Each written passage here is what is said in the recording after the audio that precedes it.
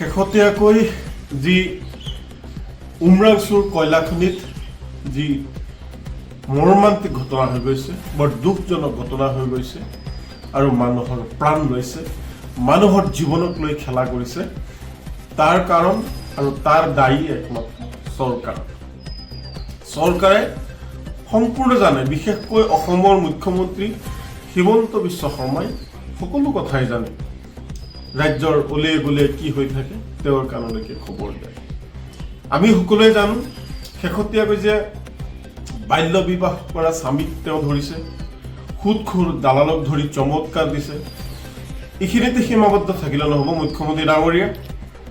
এই যে দুৰ্গম পাহাৰ গঢ়ি তুলিছে যিসকলে, অবৈধ কয়লাৰ মাফিয়া ৰাজ চলাইছে, এইসকলক গ্ৰেপ্তাৰ কৰিবই লাগিব। কোনো যাতে সাৰি যাব নোৱাৰে তাৰ ব্যৱস্থা আপোনাৰ চৰকাৰে ল'বই লাগিব। ই জুৱেল গাৰোচাই হওক, তেওঁৰ পত্নীয়ে হওক, আন কোনোবাই হওক, তেওঁলোকে শাস্তি পাবই লাগিব। এই যিসকল কয়লাৰ বৰ বৰ মাফিয়া আছে, মূল মাফিয়া ৰজা ৰাণী যিসকল আছে, যিসকল সৈন্য সামন্ত আছে, এইসকল যদি মিয়া হ'লে হয়, ইমান দিন ফেচবুকত বা সামাজিক মাধ্যমত মিয়া গোন্ধালে হয়, ইমান দিন আপুনি গ্ৰেপ্তাৰ কৰিলে হয়, বা কাৰোবাক ৰাতিপুৱা ফুৰাবলৈ দি এনকাউণ্টাৰ হ'লে হয়।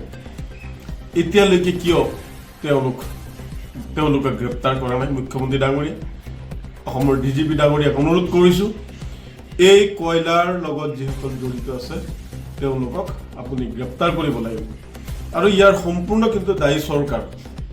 অসমৰ কিমান ঠাইত এনেকুৱা ধৰণৰ কয়লাখনিত এনেকুৱা ধৰণৰ ২ নম্বৰী কাৰবাৰ চলি আছে আমি নাজানো।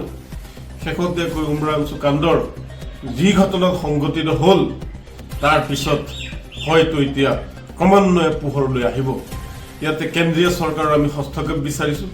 কেন্দ্ৰীয় চৰকাৰেও এই বিষয়টোৰ তদন্ত কৰিব লাগে আৰু ইয়াৰ লগত জড়িত বিষয়ৰ বিৰুদ্ধে আইনগত শাস্তি গ্ৰহণ কৰিব লাগে।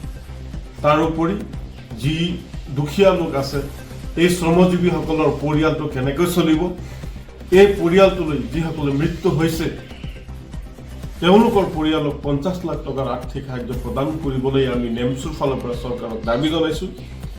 আৰু কিছুমানৰ ছাত্ৰ ছাত্ৰী আছে, ল'ৰা ছোৱালী আছে, তেওঁলোকে যাতে লিখা পঢ়া ভালদৰে কৰিব পাৰে তাৰ কাৰণে ব্যৱস্থা কৰিব লাগে। আৰু পৰিয়ালক চৰকাৰী চাকৰি প্ৰদানৰ বাবে আমি অসম চৰকাৰক নেমচুৰ তৰফৰ পৰা আমি দাবী জনাইছোঁ।